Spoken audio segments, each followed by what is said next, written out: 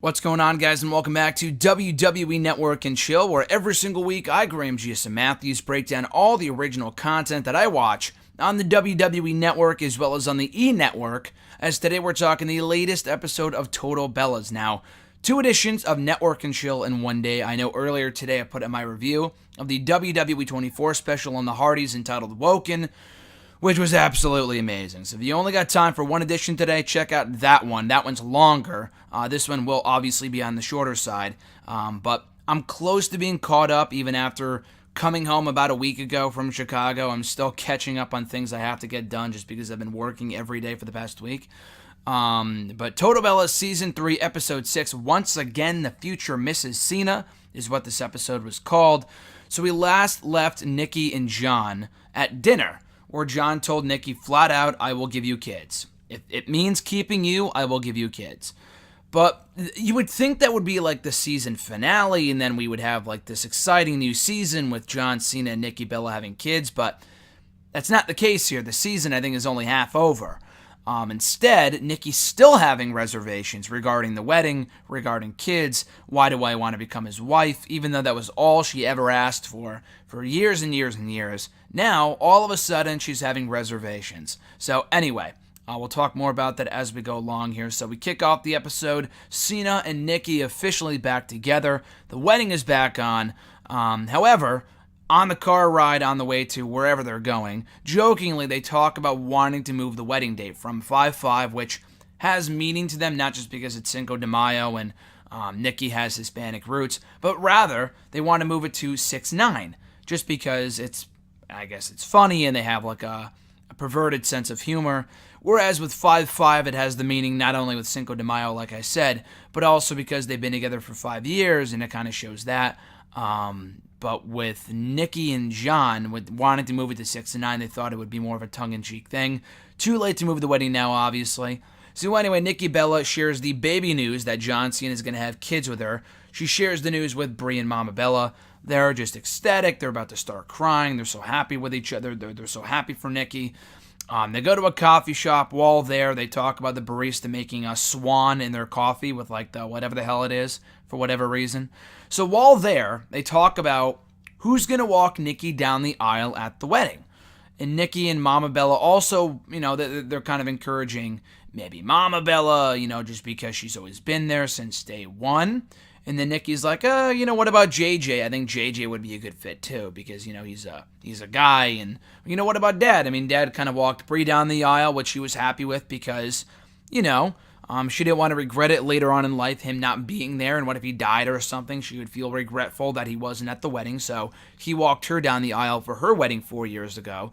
Would he do it again? Will it be JJ? Will it be the mom? And Brie immediately just writes out the mom.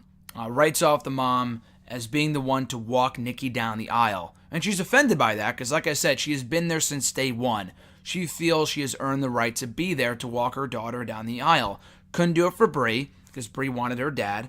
But what about for Nikki?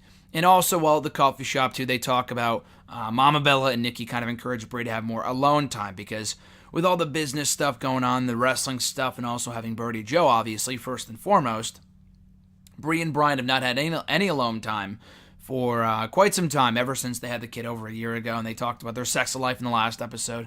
So we'll get more into that as the episode goes along. They try to go on dates and stuff like that, so more on that momentarily. The mom, like I talked about, Mama Bella talked about being on their side the entire time. She feels like she has earned the right to be the one to walk Nikki down the aisle at the wedding. And Brie realizes, you know what, I probably should have asked my mom for my wedding 4 years ago because she really always was there, whereas with my dad, he kind of left, and I just didn't want to regret it. It wasn't a bad choice, but she kind of feels in retrospect that she shouldn't have been so quick to cast off her mom as being the one to walk her down the aisle for her wedding many years ago. Then they talk about who's going to walk Nikki down the aisle. They talk about this with their Nana, with Nana Bella. And Nana's like, oh, it's going to be JJ. And she's like, I'm not so sure yet, Nikki says. She's like, I'm not 100% sure. She doesn't want it to turn into a fucking game show with, JJ. Is it going to be JJ? Is it going to be Dad? Is it going to be Mama? Like, Mama Bella? Like, who is it going to be? It's turning into just one giant game show here. Bree and Brian, meanwhile, talk about going on dates spontaneously. Before they, got married, they would just go whenever they felt like it. Now it's much different now that they have Birdie Joe and everything else going on. So they go bicycling, or they take one of those carts where you both pedal. I forgot what it's called. It's like, they have it at like vacation spots and stuff like that, where you go in this cart or this bicycle thing and you both cycle.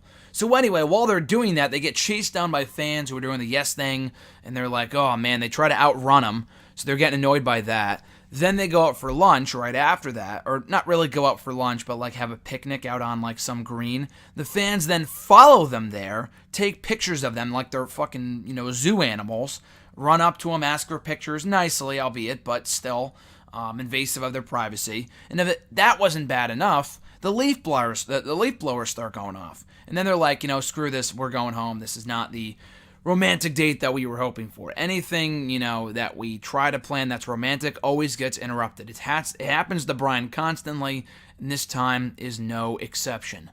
Meanwhile, Nikki talks to Big Johnny, John Laurinaitis, about her decision to, who's going to walk her down the aisle. And basically, she goes up to him asking him, like, what should I do? Like, I'm not really sure what to do. He misinterprets that and thinks, oh, she's asking me to be the one to walk her down the aisle. So he says, oh, I was kind of like your father figure in WWE. I hired you, all this other stuff. I should be the one to do it. And he says it's all about her, but then he throws his own name into the hat. So it's like he's kind of sending mixed signals here in regards to what he's saying. So then Nikki's even more overwhelmed with the fact that I don't really want it to be Big Johnny. He's kind of last on the list, but he's also going to be offended if I don't choose him. Like, this is only getting worse and worse as time goes along. So anyway, Bree gets a nanny. Finally, Bree and Brian go out on a romantic date, quote unquote, because it's really not much of a date. They go out to goat yoga, which is where they basically do yoga while goats surround them. And when I say surround them, I mean like nuzzle up on their private parts or jump on their back and just annoy them constantly. So it's far from romantic. And they try to figure something else to do. They try to figure out something else to do that's going to be romantic and kind of bring them back together. Meanwhile, JJ and Lauren reveal the gender of their new baby with smoke fireworks, which I've never seen before. I guess it's like a can with fireworks in it, and the color of the smoke that comes out is the gender of the baby. Pink is a girl, blue is a boy. So JJ admits, obviously, like I talked about a few episodes ago, like you mentioned a while back, he wants a boy. They had a girl first. They have Vivian. But, he kind of wants a boy. Birdie Joe's a girl. They already have a daughter. He kind of wants a boy. But no, it's a girl. He feels like, this is kind of fitting, I guess, because I've always been surrounded by women my entire life. This is no different. So he's slightly disappointed, but congratulations to them nonetheless. Meanwhile, Big Johnny wants to tap dance down the aisle with Nikki, and she's not exactly sure what the hell is going on at this point. So she goes to therapy, which she's been doing for a while now since she kind of broke up with John Cena. And it's here that she admits that she fears growing apart from John. That's her bigger fear. That's the biggest fear that she has in this relationship with John Cena, is them growing apart and resenting each other. She feels that she's over-pleasing. And she also admits that she doesn't want to be forever someone's wife or be known as John's fiance, which is what she mentioned a few episodes ago, which I kind of scoffed at. I thought was a bit dumb, and I still do kind of feel that's a bit dumb. For someone that wanted to be married for so long, and she fucking said it herself that she wants to be Mrs. Cena, and she's not. Now she doesn't want that. Now she doesn't want to be known as Mrs. Cena. She wants to be known as Miss Nikki Bella. Like, it's very confusing. A lot of mixed signals here. She's never going to be happy. But anyway, that's solely my 2 cents. She thinks it's solely going to take some soul searching to kind of find out what she wants to do and who she wants to walk her down the aisle with the wedding and the kids and everything else.